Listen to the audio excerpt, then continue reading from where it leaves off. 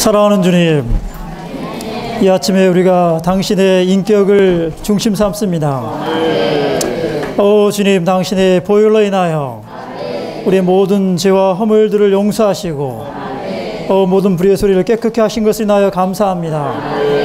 이 시간도 당신의 효능 있는 그 피를 의지함으로 다만 영안에 당신을 접촉하고 당신의 음성을 듣기 위하여 나아갑니다. 주님, 우리에게 맑은 하늘 허락하시고 청명한 하늘 가운데 주님의 임재 안에서 주님의 음성을 듣기 원합니다. 은혜로운 말씀, 때를 따라 돕는 그 은혜로 공급하소서. 우리의 모든 개개인의 필요를 아시는 주님, 주님의 지혜를 따라 말씀하심으로 공급하시고 그 모든 필요를 채워주시기를 원합니다.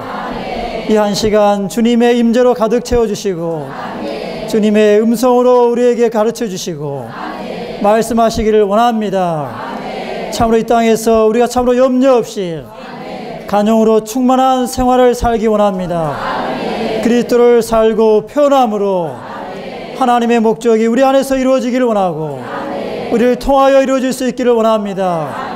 주 예수님, 주님 한 분만을 사랑하고 당신의 말씀을 또한 사모합니다.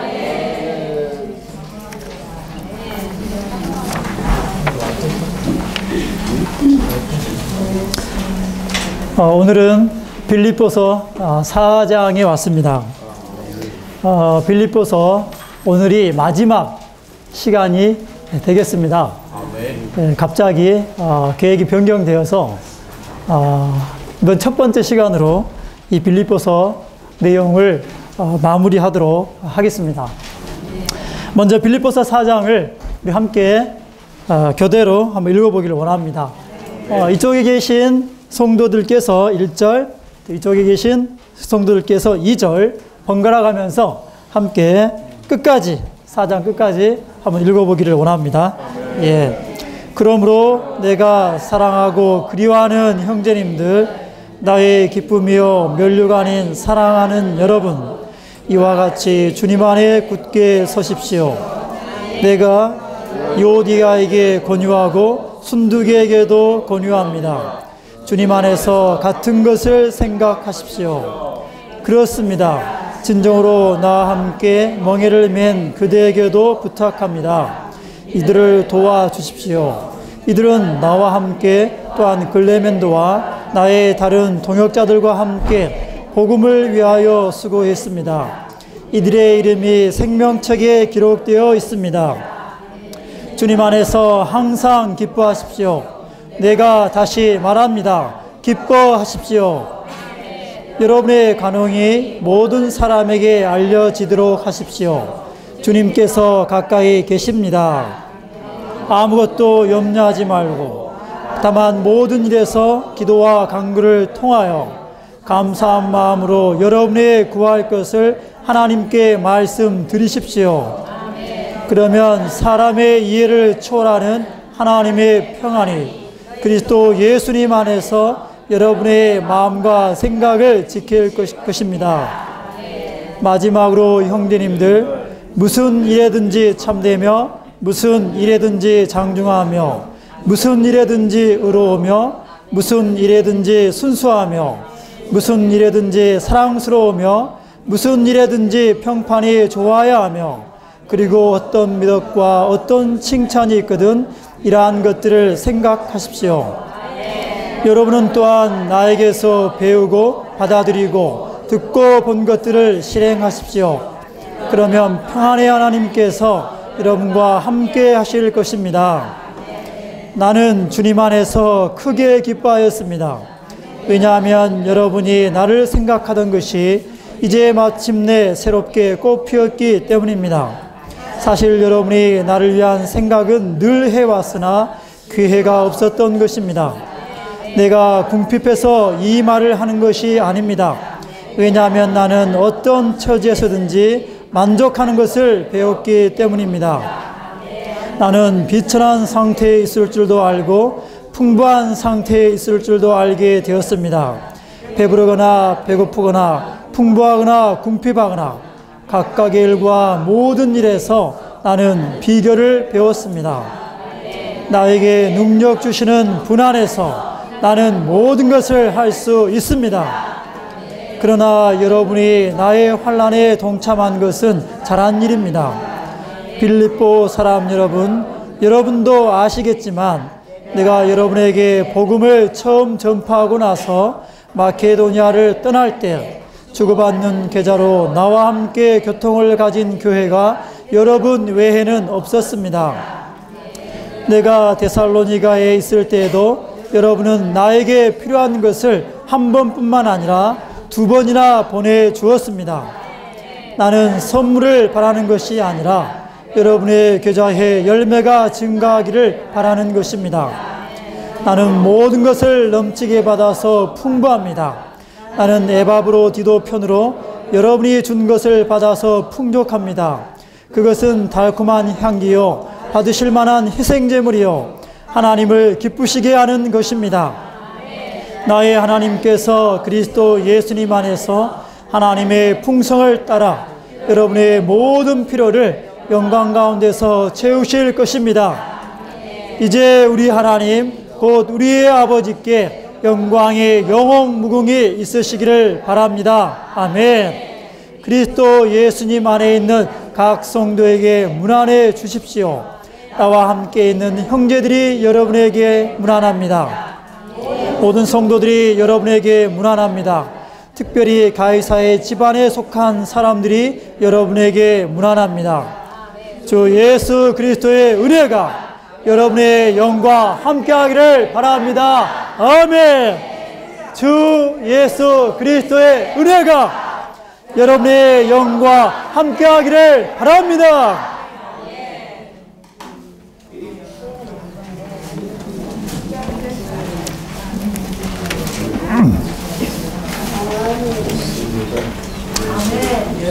빌립보서는 무엇에 관한 책입니까? 그리스도를 체험하는. 아멘. 그리스도를 체험하는 것에 관한 말씀이죠. 1장에서 우리는 무엇을 보게 됩니까? 우리는 그리스도를 살고 확대하는 것을 보게 됩니다. 예수 그리스도의 영에 넘치는 공으로 말미암아 우리가 처한 모든 상황과 환경 가운데서 구원받는 것이죠. 그것은 바로 그리스도를 살고 확대하는 것입니다. 곧 그리스도께서 우리의 생활이 되시는 것이죠. 2장에서는 어떠한 그리스도를 체험합니까? 아멘. 7단계로 자신을 낮추신 그리스도를 우리의 본으로 체험하는 것입니다. 그것을 통해서 우리는 이 세상 가운데서 발광체들로서 빛을 발하는 생활을 살고 생명의 말씀을 밝히는 그러한 삶을 살 수 있게 되는 것이죠. 3장에서는 무엇입니까? 그리스도를 추구함으로 그리스도를 얻는 것입니다. 그리스도의 탁월한 그 지시로 말미암아 모든 것을 해로운 것으로 여기고 심지어 배설물로 여기까지 우리는 그리스도를 알고 얻고 그리스도를 체험하는 것이죠. 또한 우리가 이러한 높은 부름의 그 상을 얻기 위해서 목표이신 그리스도를 향하여 우리가 추구하여 달려가는 것입니다. 이제 4장에 왔을 때 바울 형제님이 우리에게 권유하고 있습니다. 4절에 보면은 주님 안에서 항상 기뻐하십시오. 주님 안에서 항상 기뻐하십시오. 5절에 보면은 여러분의 관용을 모든 사람에게 알려지도록 하십시오. 6절에서는 염려하지 말고 11절에 보면은 만족하는 것을 배웠습니다. 얼핏 듣기에는 이러한 말씀들이 굉장히 평범하게 들릴 수도 있고 앞에서 1장, 2장, 3장에서 다루었던 그러한 내용들에 비하면 좀 낮은 그러한 내용으로 우리가 느껴질 수도 있습니다. 그러나 한번 생각해 보시기 바랍니다. 주님 안에서 우리가 항상 기뻐하라고 명령하고 있습니다. 그게 쉽습니까? 물론 우리의 상황이 원만하고 별다른 어려움이 없다면 우리 어디든지 안면에 미소가 가득할 수가 있겠죠. 그러나 시련이 닥쳐오고 문제가 발생하고 우리에게 어려움이 임한다면 과연 우리가 기뻐할 수 있습니까? 쉽지 않죠. 또 관용을 베풀라고 말하고 있습니다. 관용을 모든 사람에게 알게 하라고 말하고 있습니다. 이것도 쉬운 거는 아니죠. 사실 우리가 관용을 보인다는 것을 나중에 다루겠지만 참으로 이것이 어려운 문제임을 우리가 알게 될 것입니다. 아무것도 염려하지 말고 지금 여기 앉아 계신 형제자매님들 혹시 마음 안에 염려가 없으신 분, 나는 염려가 전혀 없어. 한번 손 한번 들어보시겠어요? 그래도 손 드신 분이 계십니다. 할렐루야. 이런 형제자매님들을 위하여 주님을 찬양합니다. 정말 그리스도를 누리고 계십니다. 소수 계시지만 대다수 우리 모두는, 저를 포함해서 우리 모두는 어느 정도 다 염려가 있습니다. 사실상 인간 사회 안에 염려가 아주 우세하죠. 자나깨나 염려가 가득합니다. 우리는 심지어 꿈에서도 염려하죠. 안식을 누리지 못합니다.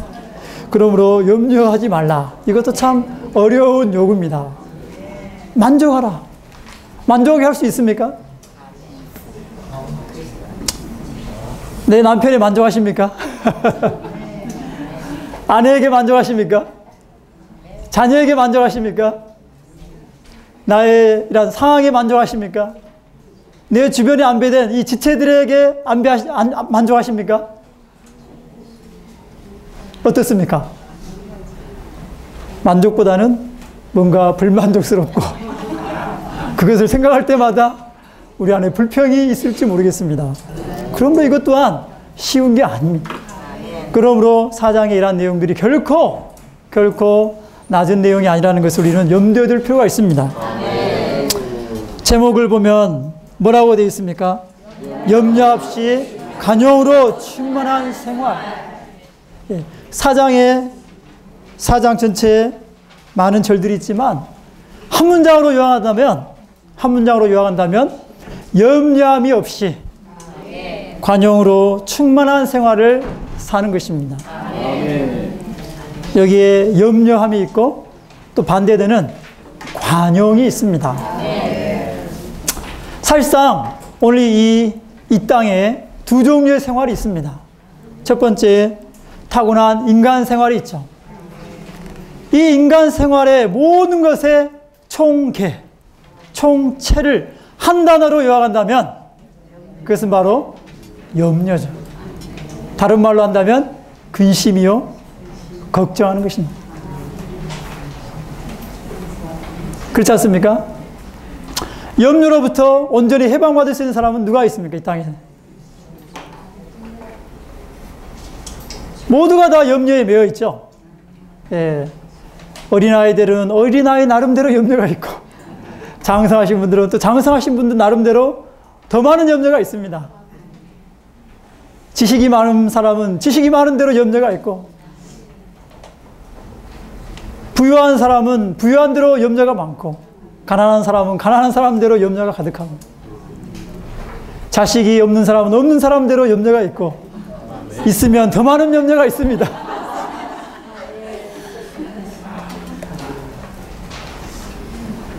수명이 짧아도 염려가 있고 수명이 길어져도 염려가 있습니다. 온 인간 생활의 총체는 바로 염려죠. 염려가 모든 사람들을 장악하고 있고 모든 인간들을 지배하고 있는 것입니다. 두 번째는 무엇입니까? 다른 영역 안에 있는 것이죠. 바로 그리스도인 생활입니다. 이 그리스도인의 생활을 한마디로 표현한다면 뭐라고 표현할까요? 사랑, 겸손, 온유, 많은 걸로 말할 수 있겠지만 이 빌립보서 4장에서 바울 형제님은 한 단어 관용이라는 말로 표현하고 있습니다. 사실상 염려와 이 관용은 두 근원에서 오는 것이죠. 염려는 사탄에게서 오는 것입니다. 우리가 염려한다는 것은 사탄에 의해서 영향받고 있는 거예요. 두 번째 관용은 바로 하나님에게서 오는 것입니다. 그렇다면 여기에 관용은 과연 무엇입니까? 염려에 대해서는 우리가 잘 압니다. 왜? 늘 우리는 그것에 둘러싸여 있으니까. 별다른 설명이 필요 없어요. 그러나 관용이라고 그럴 때 어떻게 이것을 정의할 수 있을까요? 혹시 관용에 대해서 한번 자신 있게 말해볼 분 계십니까? 관용.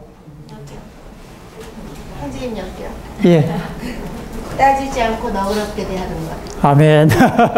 좋습니다. 따지지 않고 너그럽게 대하는 것이다. 예, 맞습니다. 여기에 이 관용이라는 것은 다만 어떤 윤리적인 또 도덕적인 그러한 관용이 아닙니다. 여기서의 관용은 그리스도의 신성한 미덕을 가리키는 것이죠. 헬라의 언어의 그 의미를 따른다 헬라의 그 언어의 그 의미는 극도로 충분히 합리적임, 또한 적합하고 알맞음, 또 사려 깊음을 가리키고 있습니다. 아멘. 참으로 우리가 모든 상황에 대해서 충분히 합리적입니까? 또한 우리가 가정에서나 교회 생활 가운데서나 다른 사람들을 대할 때 우리는 적합하게 행동합니까? 알맞게 행동합니까? 사려 깊게 행동합니까? 그렇다면 우리는 관용을 아는 사람이죠. 관용의 문자적인 의미는 그렇습니다. 그러므로 이 관용하는 사람은 바로 사려 깊고 합리적이고 적합하고 그의 행위가 항상 알맞은 사람입니다. 또한 이 관용은 평강, 온유, 온화함을 포함하고 있습니다. 모든 문제에 대해서 조급하게 대응하지 않고 말하지 않기 때문에 충분히 사려 깊게 고려하고 합리적으로 판단하기 때문에 그는 항상 평강을 유지하고 모든 사람과 문제에 대해서 온유할 수 있고 온화할 수가 있는 것입니다. 또한 친절하고 부드럽죠. 다른 사람들 위해서 동정이 가득한 것입니다. 두 번째는 바로 자기의 법적인 권리를 엄격하게 주장하지 않는 것입니다. 정당한 권리가 있지만 그거를 엄격하게 주장하지 않는 것이죠.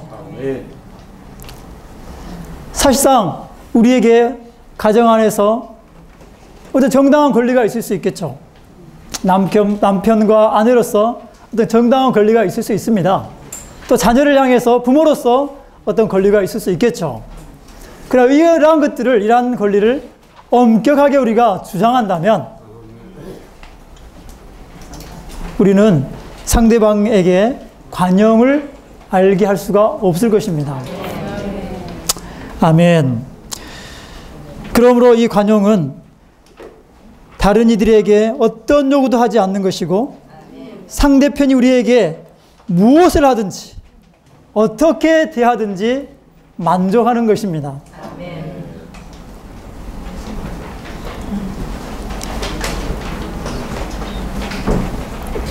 여기까지 본다면, 여기까지 관용의 의미를 살펴본다면 관용을 모든 사람에게 알게 하는 것이 쉬운 일인가요? 네, 너무나도 힘든 일일 뿐만 아니라 사실상 불가능한 일입니다. 그러므로 이 관용이라는 것은 우리 인간의 어떤 우리 자신에게 속한 어떤 것이 아니라 바로 그리스도의 신성한 속성임을 우리는 깨달아 알 필요가 있는 것이고, 또 우리 그리스도인의 체험에 따르면 이 관용은 바로 모든 것을 포함한 미덕으로서, 그리스도인의 영적인 모든 미덕을 포함하는 것으로서 바로 그리스도 자신이라는 것을 우리는 볼 필요가 있습니다.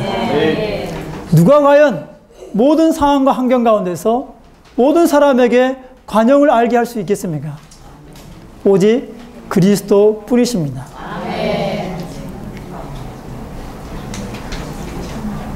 그러므로 관용은 사실상 그리스도 자신일 뿐만 아니라 그리스도의 표현이요 우리의 생활이신 그리스도라고 말할 수가 있는 것입니다. 빌립보서 1장 21절에서 바울은 내게 있어서 삶은 그리스도인, 바울에게의 삶은 그리스도였습니다. 그 그리스도가 관용이었기 때문에 결국 바울의 삶은 관용을 사는 것이죠.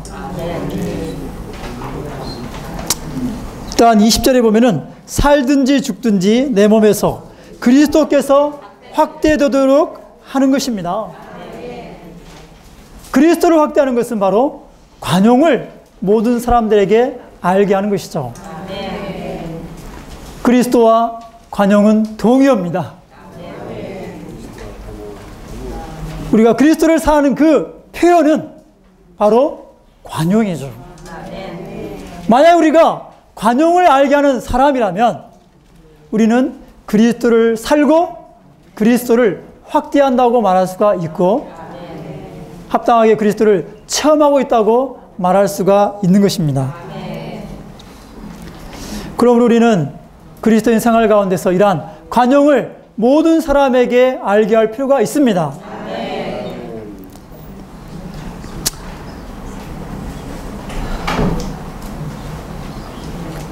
라이프스타일 보면 형제님이 이렇게 말씀하셨어요. 어떤 형제가 뜨거운 음료를 좋아하는데 아내가 차가운 음료를 갖다 주는 거예요.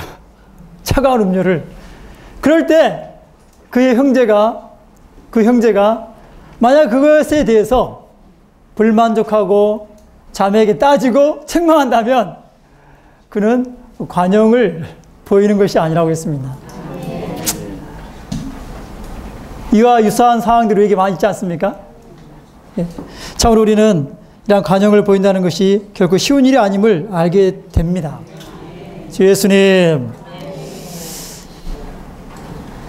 왜 우리가 관용을 보일 수 없습니까? 바로 우리에게 염려가 있기 때문이죠. 염려가 있기 때문입니다. 염려함으로 모든 상황과 사람들에 대해서 불만족하기 때문에, 만족하지 못하기 때문에 우리가 관용을 보일 수가 없는 것입니다. 아까 관용은 하나님에게서 온 거라고 했고 염려는 사탄에게서 온 것이라고 했습니다. 아멘. 사실상 하나님께서는 우리에게 대하여 3중의 목적을 가지고 있습니다. 첫째, 우리 개개인에 관해서 그분은 분명한 어떤 목적을 갖고 계시죠. 또한 우리의 가정생활 안에서도 그분은 우리에 대해서 어떤 목적을 갖고 있습니다. 또 우리의 교회생활 가운데서도 그분은 우리에 대해서 어떤 목적을 갖고 계세요.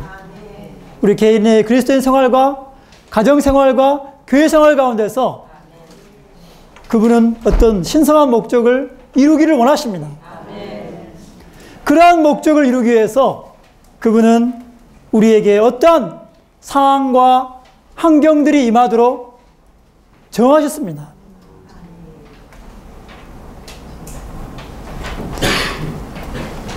그러므로 우리가 우리의 주변에 임하는, 우리 자신에게 임하는 모든 환난과 역경과 시련과 고난과 문제는 다 하나님의 정하심이라는 것을 보아야 합니다. 왜 하나님은 이러한 환경과 이러한 상황들을 우리에게 정하셨습니까? 바로 우리를 온전케 하기 위함이시죠. 로마서 8장 28절에 우리가 너무나도 잘 알고 있는 말씀이 있습니다. 하나님을 부르심을 받는 자, 곧 그분을 사랑하는 모든 자에게는, 그분을 사랑하는 자에게는 모든 것이 합력하여 선을 이룬다고 말하고 있습니다.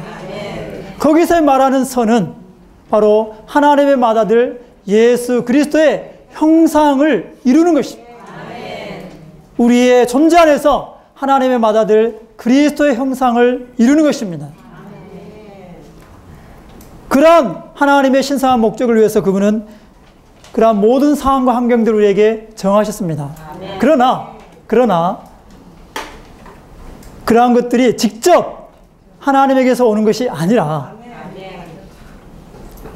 바로 사탄으로부터 온다는 것을 우리는 볼 필요가 있어요.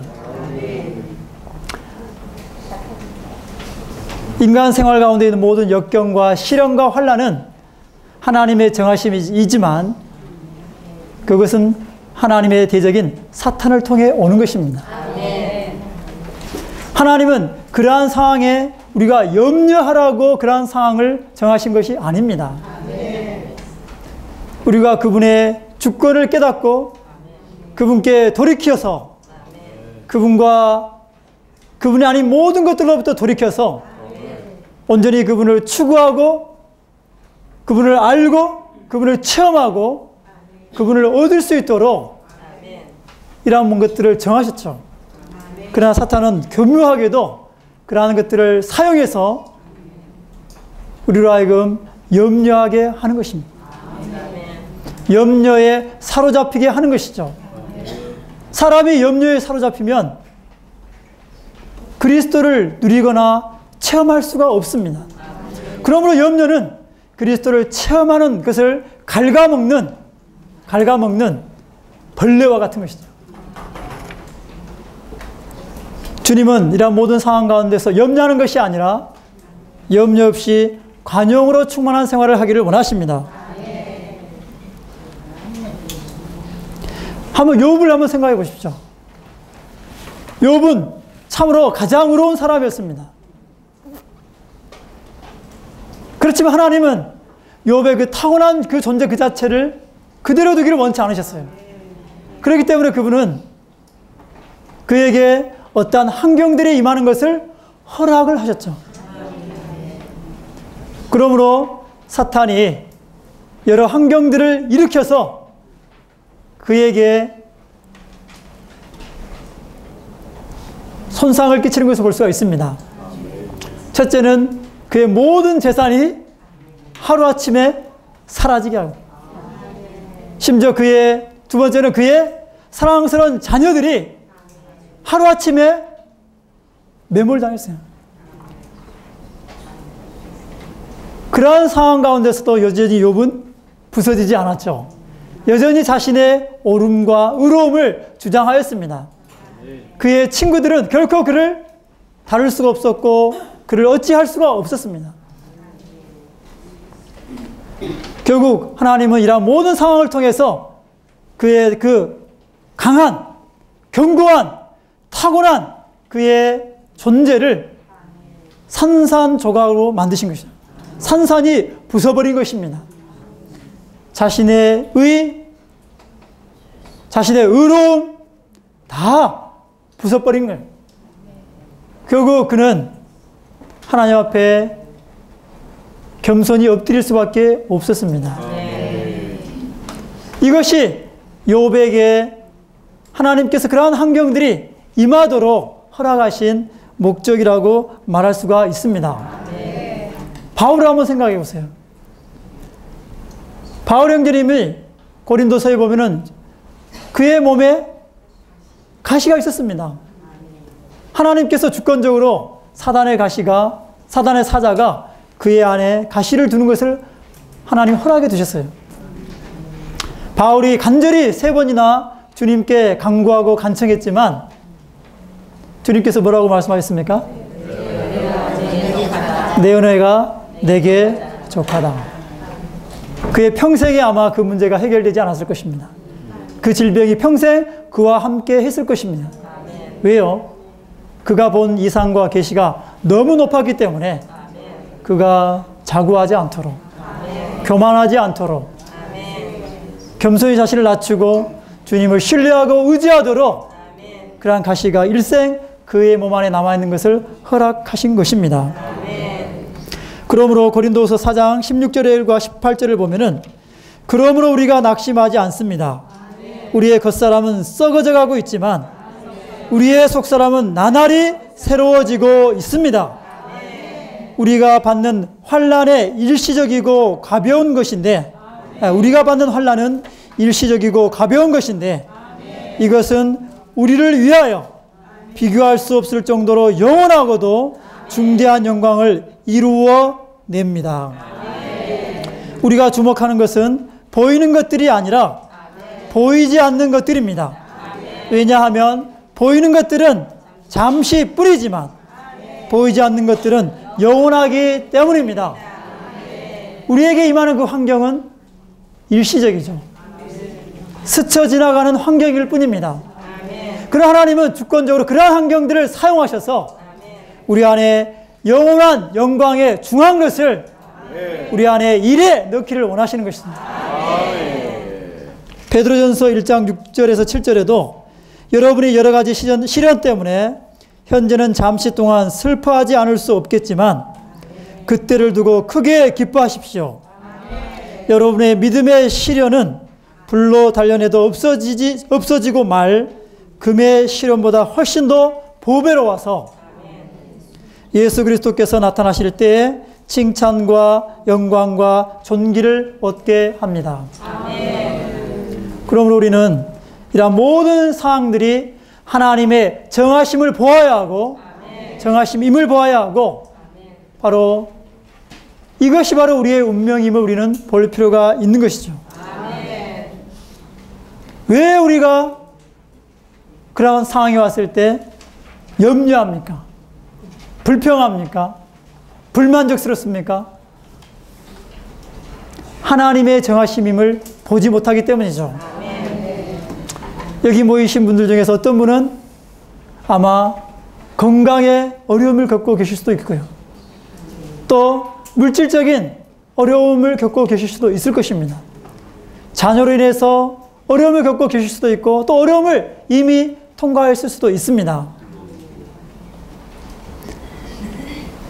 왜 그러한 것들이 발생을 하고 있습니까?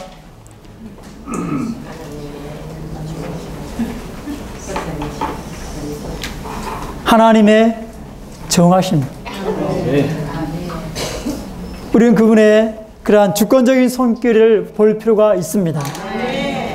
그것이 주님으로부터 온 것을 우리가 깨닫고 인식한다면 우리는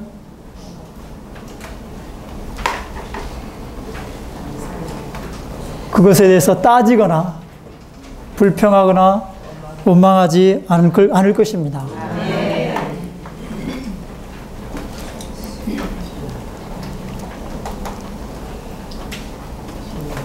그러므로 관용은 모든 것을 포함한 미덕이죠. 그리스도인의 영적인 모든 미덕을 포함한 그 한 단어를 꼽으라면 바로 관용이라고 말할 수가 있는 것입니다. 우리는 관용을 알게 함으로 그리스도를 확대해야 하고 지번에 보면은 주님에 가까우시기 때문에 관용을 보이라고 말하고 있습니다. 주님께서 가까이 계십니다. 그분은 공간적으로 우리와 가까이 계시죠. 심지어 우리 안에 계십니다. 임마누엘로서 항상 우리와 함께 하시죠. 우리의 영 안에 함께 하십니다. 어떤 상황, 어떤 환경이 임한다 할지라도 그분은 우리를 도울 준비를 하고 계시죠. 또한 그분은 시간적으로 가까우십니다. 그분이 오실 날이 가까웠습니다. 그러므로 우리는 주님이 가까우심을 알기 때문에 우리의 관용을 모든 사람에게 알리게 할 필요가 있는 것이죠. 알게 할 필요가 있는 것이죠.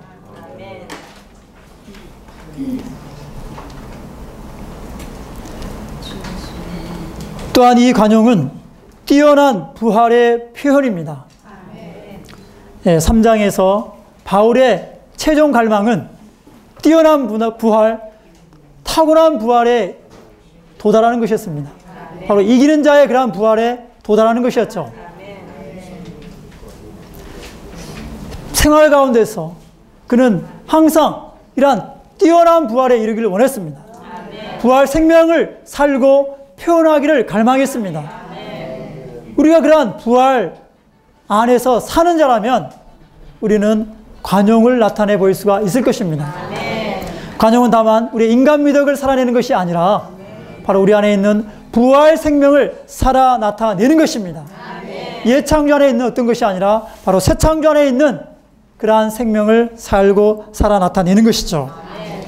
또한 이 관용은 다른 사람들을 깊이 관심하는 것입니다. 자신을 고려함보다도 다른 이들의 어떠함을 더 관심하고 더 고려하고 깊이 생각하는 것이죠.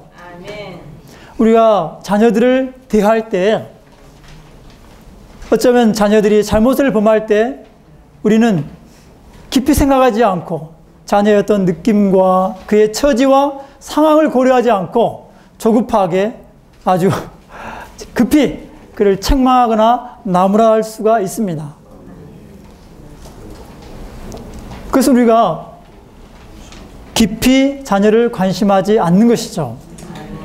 우리가 그를 관심해서 그를 책망한다고 말할 수 있지만 사실상 그는 우리 타고난 생명 안에서 관심하는 것이지 부활 생명 안에서 그리스도 안에서 관심하는 것은 아니라고 말할 수 있습니다. 저 역시 자녀를 둔 부모로서 여전히 이런 방면에서 참 많은 실패를 한다는 것을 참 고백하지 않을 수가 없습니다. 또한 이 관용이라는 것은 그리스도를 알게 함으로 그리스도를 표현하는 것이죠. 그러므로 우리는 관용을 모든 사람들에게 알게 할 필요가 있습니다. 아멘. 우리는 관용, 이 염려가 인간 생활의 총체고 사탄으로부터 왔고, 관용은 그리스도인 생활의 총체요 하나님으로부터 왔다는 것을 보았습니다. 그렇다면 어떻게 우리가 염려 없이 관용이 충만한 그러한 생활을 살 수 있습니까?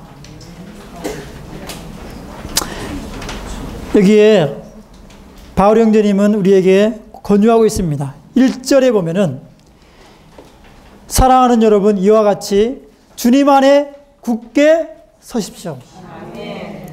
주님 안에 굳게 서십시오.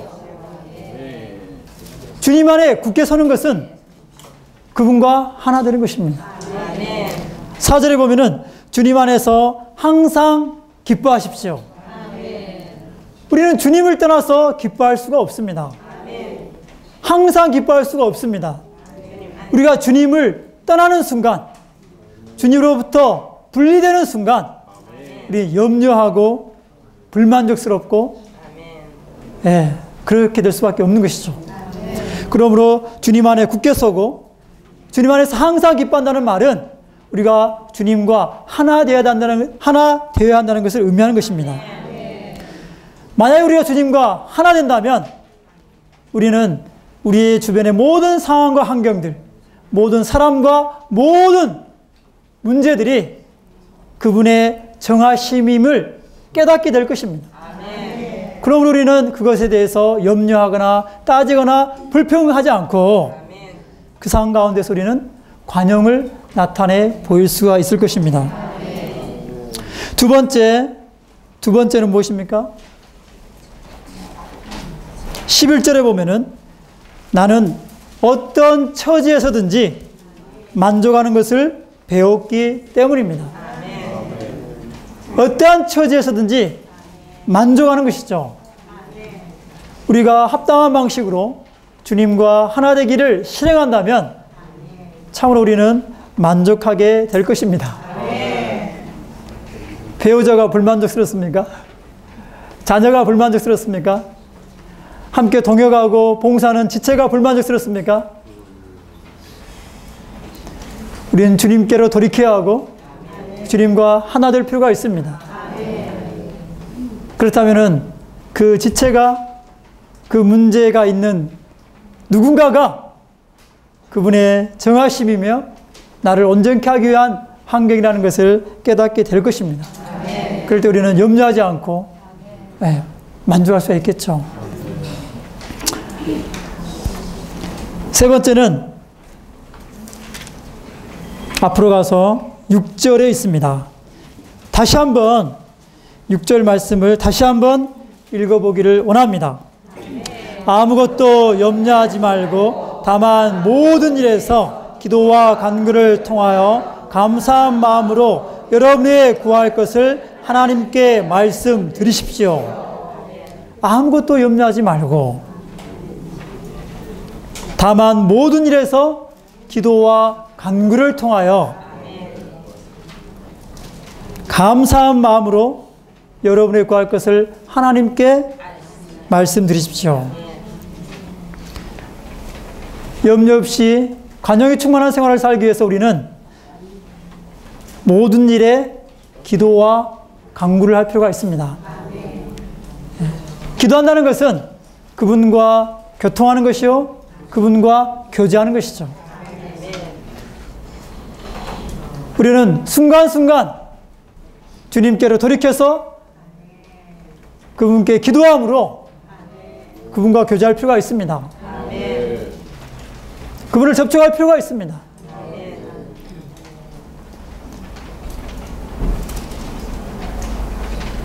뿐만 아니라 그러한 교통 가운데서 우리는 그분께 뭔가를 특정한 것들을 요청하고 간구할 수 있겠죠. 그럴 때 하나님은 우리를 염려에서 구출하게 될 것입니다. 기도와 간구를 하되 염려로 기도하고 간구하는 것이 아니라 무엇으로? 감사하는 마음으로. 감사한 마음으로. 근데 이게 가능합니까?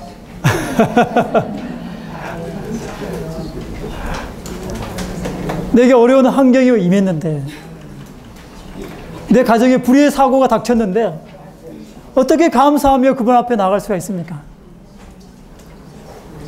내 건강을 잃었는데 어떻게 그분께 감사하며 기도할 수 있습니까? 늘 우리는 주님 앞에 나갈 때 주님이 내게 허락하지 않는 것만을 고려하며 내게 없는 것만을 생각하죠. 그러나 주님이 이미 내게 허락하시고 주신 것들은 소홀히 합니다. 그렇지 않습니까? 여기에 모이신 모든 분들은 주님의 궁율로 영원한 멸망에서 구원 받으셨습니다. 그거 하나만으로도 감사할 일이 아닙니까? 또한 하나님의 신성하고 영원한 생명을 우리 영 안에 영접하여 드렸습니다. 값으로 헤아릴 수 없는 무한한 이 생명, 매일매일 우리가 접촉하고 누리고 체험할 수 있는 측량할 수 없는 이 생명의 풍성을 우리는 소유하고 있습니다. 마땅히 감사해야 하지 않습니까?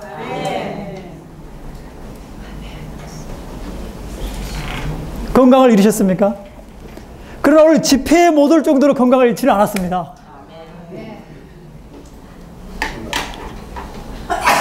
그렇잖아요. 누군가는 병원에 누워 있어요. 그러나 우리는 그래도 주님이 그나마 이 집회에 와서 말씀을 누릴 수 있는 정도의 건강은 허락하셨습니다. 마땅히 감사하지 않습니까?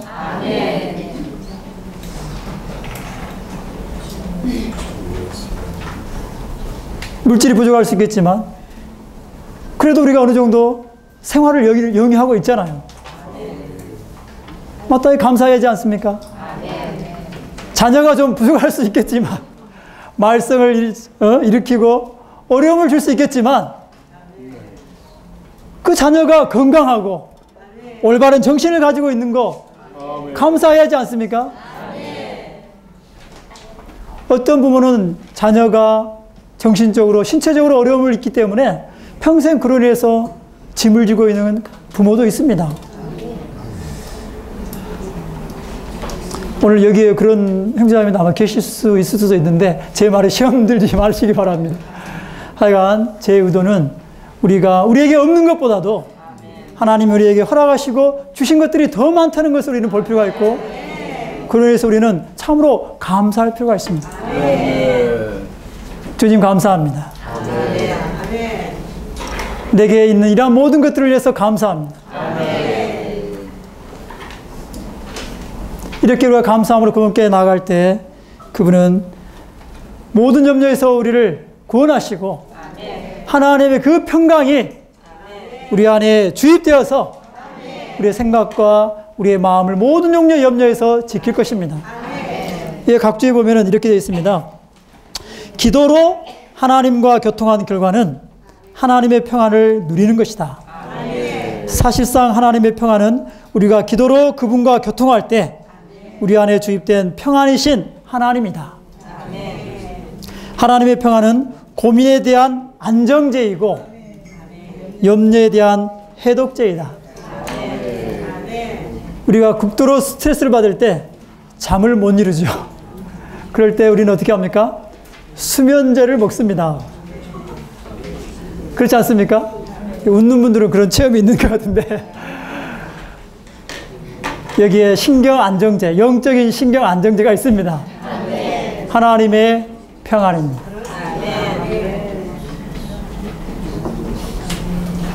환경과 어려움이 있을 때 우리는 기도와 간구로 그분께 나아가기를 원합니다. 그분을 접촉하고 그분과 대화하고 감사함으로 그분께 우리의 모든 필요를 아뢰일 때 그분의 평강이 우리 안에 주입되므로 모든 종류의 염려의 독으로부터 우리를 구출하고 구원할 것입니다. 오늘 우리의 그리스도인의 생활은 염려 없이 관용으로 충만한 생활입니다. 오늘 모든 인간 사회는 염려로 가득하지만 오늘 교회 생활 가운데서 우리는 하나님으로부터 오는 그러한 관용을 모든 이들에게 보이는 그러한 생활을 우리는 살아야 하고 또 살고 있습니다.